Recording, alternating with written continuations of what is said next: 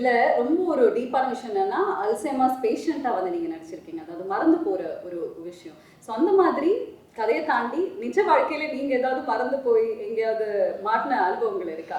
நல்ல வார்த்தை அது. இது எப்படின்னா, எல்லாருக்குமே இந்த வியாதி இருக்குது. எல்லாருக்குமே அந்த வியாதி இருக்குது.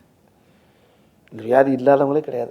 ரொம்ப பேரும் இது ரைட் வந்து என்கிட்ட சொன்னபோது கிருஷ்ணன் சார் சொன்னாருன்ற. இப்போ பொதுவாக பாருங்கள், நம்ம வீட்டில் நம்ம இல்லை நம்ம அம்மாவாக இருக்கணும், ஒய்ஃபாக இருக்கணும், யாரும் அந்த கார் போயிட்டு இருக்கணும் 50 கிலோமீட்டருக்கு அங்கிட்டு, ஐயோ வீட்டை அதை மறந்து வந்துச்சு, ஐயோ ஐயோ வண்டியை தப்புங்க, இதை வச்சுட்டு பேக்கை வச்சுட்டு வலையில வச்சுட்டு அப்படி ஒரே ஒன்று பார்த்தா அவன் டிரைவர் என்ன ஏது அவன் ஓட்டிக்கிட்டு இங்கே ஃபேமிலி கத்துற பாட்டு ஒரே ஏதோ ஒரு பேக்கை வச்சுட்டு வந்தாலாம், அவன் ஓரம் வண்டியை நிப்பாட்டிட்டான்.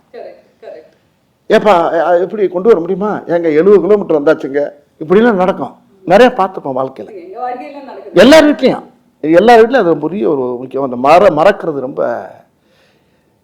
இப்போ பாருங்க, நான் இப்போ காரில் வந்துருக்கேன், துண்டை மறந்துட்டேன். இந்த துண்டை வீட்டில் வச்சுட்டு வந்தா கையில் துண்டு இல்லாமல் இருக்க முடியாரா, ஐயோ அந்த தவளை காணாமடான்னு சொல்லிட்டு வந்தேன். வெளியே வந்து பார்க்குறேன், டவுசர் பையில் இருக்கு, இங்கே என்ன இருக்கு, அந்த ஆட்டை தோலில் போட்டு தேடுவாங்கல்ல, அது மாதிரி நிறைய விஷயங்கள் மறதிங்கிறது வந்து வாழ்க்கையில் மனுஷனோட ரொம்ப கலந்துருச்சு இன்னைக்கு. அப்போ அந்த மறதிங்கிறத எப்படிங்கிறத அந்த இடத்துல அது எனக்கு இந்த கதையில் வந்து ரொம்ப